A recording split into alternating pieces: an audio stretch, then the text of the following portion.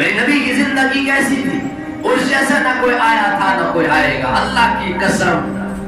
ہاں، حضرت حسان بن ثابت رضی اللہ تعالی عنہ اللہ کے نبی صلی اللہ علیہ وسلم کے شاعر علیہ السلام فرمایا ایک مرتبہ میرے آقا نبی اکرم صلی اللہ علیہ وسلم باہر نکلے تھے اور اوپر چودھری کا چاند چمک رہا، چودھری رات کا چاند چمک رہا تھا، تو میرے نبی نے ایک سرخ چادر اوڑھی تھی۔ حضرت حسان کہتے ہیں میں ایک نظر چاند کو دیکھ رہا ہوں، ایک نظر اپنے حبیب کو دیکھ رہا ہوں، اللہ کی قسم میرا نبی چاند سے زیادہ خوبصورت، اس کا طریقہ کتنا خوبصورت۔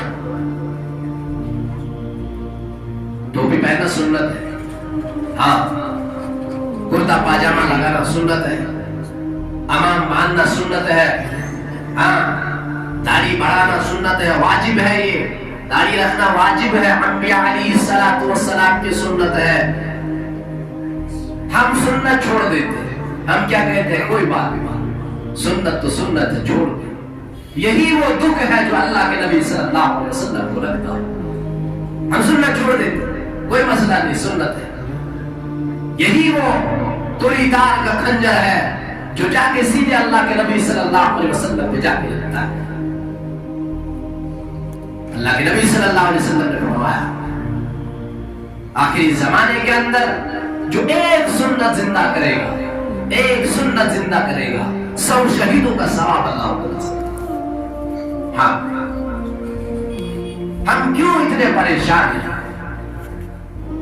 پیسے ہو کر بھی ہم پریشان، نہ ہو تو وہ تو ظاہر سی بات ہے پریشانی ہوگی، مال ہو کر پریشان، نہ ہو کر تو پریشان ہوں گے، اولاد ہو کر پریشان، کیونکہ ہم نے دامن چھوڑا محمد رسول اللہ صلی اللہ علیہ وسلم۔ ہاں، اللہ کے نبی کی زندگی کتنی خوبصورت، نہ مجھے پسند، نہ میرے نوجوان کو پسند، نہ میری ماں کو پسند، نہ میری بہن کو پسند، کسی کو بھی پسند نہیں، ہمیں مغرب کی زندگی پسند ہے۔ اللہ کی قسم یہ مغرب کی زندگی گندے انڈے ہے، یہ پھٹنے کو وقت آ جائے گا، اللہ اس نظام عالم کو بدلے گا۔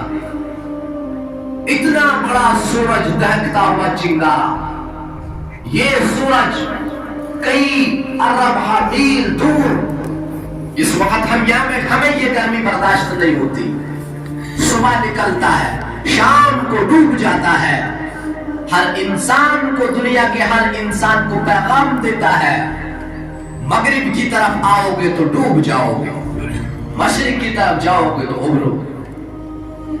یہ آگ جیسا سورج جب ڈوب جاتا ہے، میری اور آپ کی زندگی مغرب کے طریقوں سے کیسے کامیاب ہو سکتی؟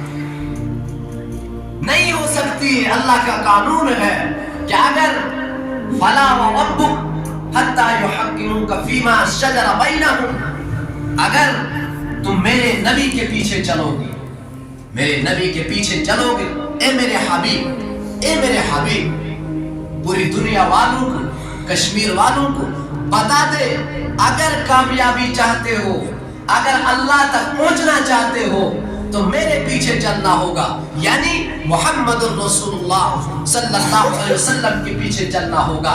اگر نہیں چلیں گے، پھر اگر وہ تیرا چاچا بھی ہوگا، میں کیا کہوں گا؟